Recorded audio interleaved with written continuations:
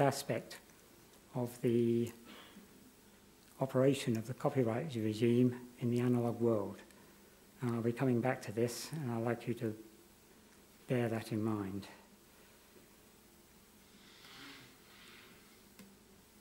Moving on again, you probably all understand this. Immediately we go to a digital world with digital copies flying all over the place in computer systems over the internet. This tangible aspect of the copyrighted works tends to disappear, and we're left with a whole mass of intangible works, freely copied, very much a public good.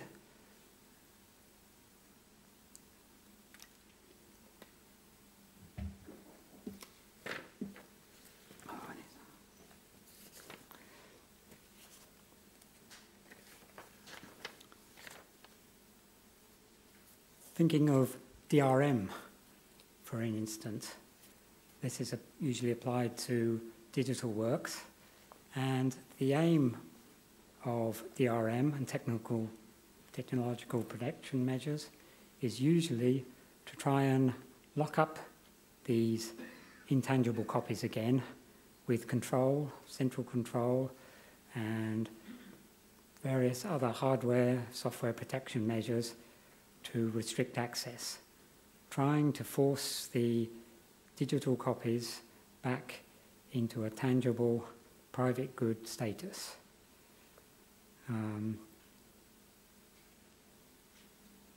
You probably think like me that this won't be possible, but they're still trying, and I argue that even if we could devise the perfect DRM system which could protect every copy and avoid this public good free-for-all, it would still have a serious consequences on what I call the intellectual contributions model. It would impact privacy and the freedom to use the work in a fair use fashion. It could limit quoting and the first sale, and I believe all these would have a serious impact on what I call the two-way interaction in the intellectual contributions model.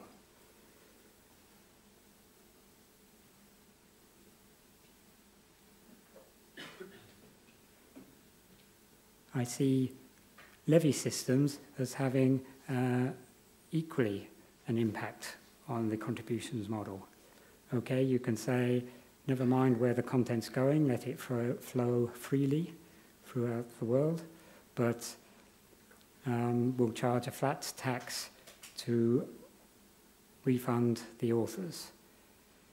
I'd like to argue from the intellectual contributions point of view, this still would not work satisfactorily, because can you be sure that the author who is creating the truly useful, valuable work is the one receiving the correct compensation?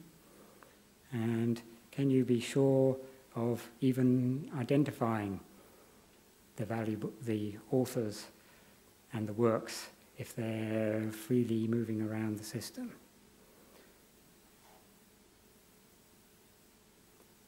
At this stage, I ask the question, is there another way we could regulate the intellectual works?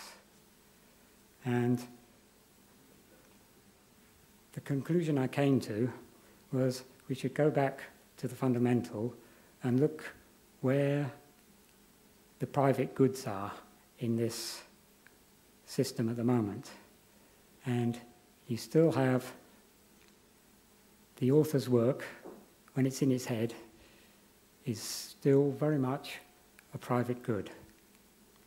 And when the consumer consumes the work, it's very much a private activity. And so I asked the question, is it possible to regulate the remaining private goods in the system. And, whoa.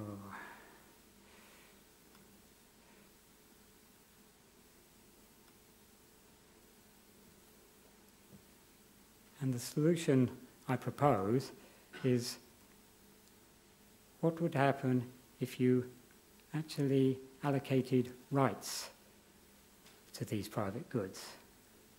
The author, you could argue, already has some rights under is granted rights under copyright, but if we had a system where these rights were formally registered, and of course, what would happen if, when the consumer purchases a copy, they had formal rights giving them access to the work.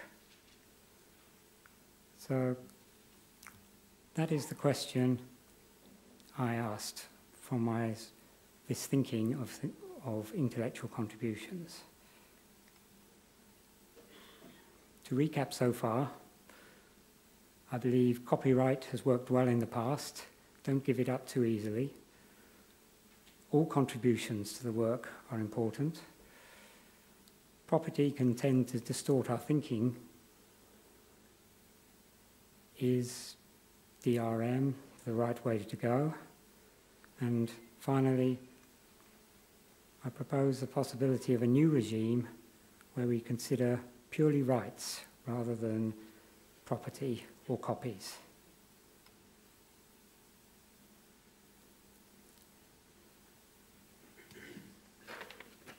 I now want to introduce what I call the rights office system, which might be a means of regulating these rights.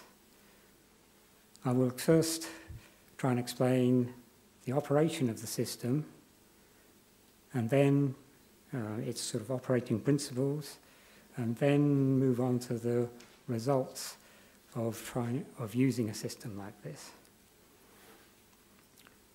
I propose that there should be databases, which I call rights offices, set up on the internet, many of them. Some would act for the primary rights holder, the author in this case, some for the secondary right holder, the consumer right in this case. I'd like to emphasize that I'm not limiting this to just authors and consumers. I'm trying to keep the explanation as simple as possible and obvious as possible. Between these two rights offices, you could have publishers, distributors, and many other middlemen.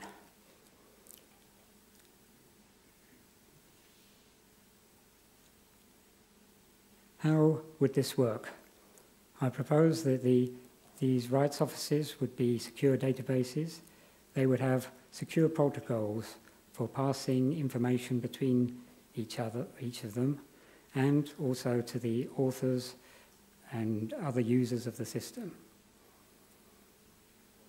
If a consumer was purchasing a work from an author, the author's rights office would generate an identification.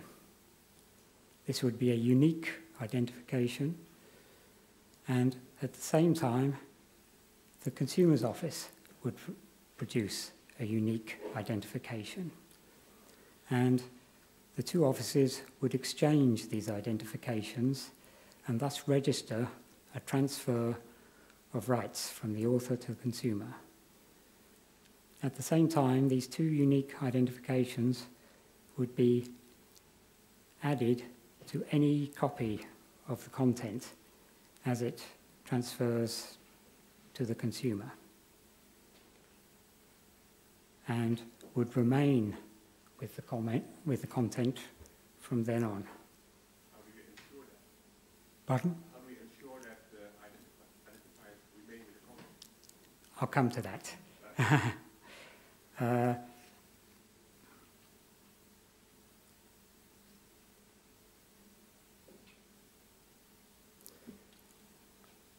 Okay. To emphasize the fact that it's not as simple as my original diagram demonstrated. There would be hundreds, thousands, millions of these rights offices, all acting independently. It does not rely on central control in any form, and consumers could choose which office they wanted to represent them, and authors the same thing. Obviously, a big publishing company or something might set up its own rights office. They'd be free to do so.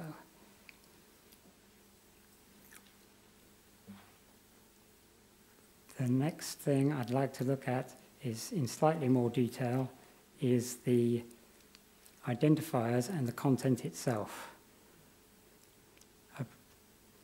Both the identifiers would be persistent URLs, I propose. One identifying the author's rights office, the other the consumer's rights office. I'd like to point out at this stage, these identifiers would be opaque, I like to call them. They identify the office which has issued the identifier, they identify the content, but they do not necessarily identify the user. The consumer, for instance, registering with a consumer's rights office would have to divulge some identity to the office, but it need not go any further. And these two identifiers introduce a private good in the economic sense into the system, and I call it a product rights descriptor. The name is not important. The content, as I said before, can be any type of content, music, film, etc. To give a practical example, you may have seen at the bottom of my presentation here the little logo. That is the rights descriptor for this presentation. If I look at that in more detail, it has a URL pointing to the author's rights office, which happens to be me, and it's just looking at a local copy, not to bother to go onto the internet. It describes the work, it can contain other metadata, it tells you where to contact the author or how to get more copies. It can contain any of this information. For the other identifier, the second one, which would be the consumer's identification, the only record for that would show that it's a valid identification for the product. It would not tell you who the consumer was. In this case, I've allocated the rights descriptor to the Chaos Computer Congress. And having allocated that, they're free to film it, record it, and reproduce it. And so that's just by way of example of how it might work.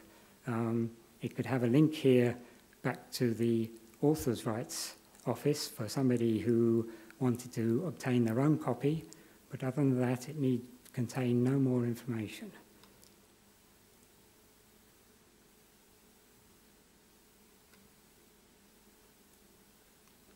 Okay, a little overview of the rights office system so far. It would have numerous independent, secure rights offices, databases on the internet, exchanging secure information. It would have numerous persistent pairs of IDs attached to all content. And as I said, these IDs are opaque, only identifying offices, not necessarily individual users.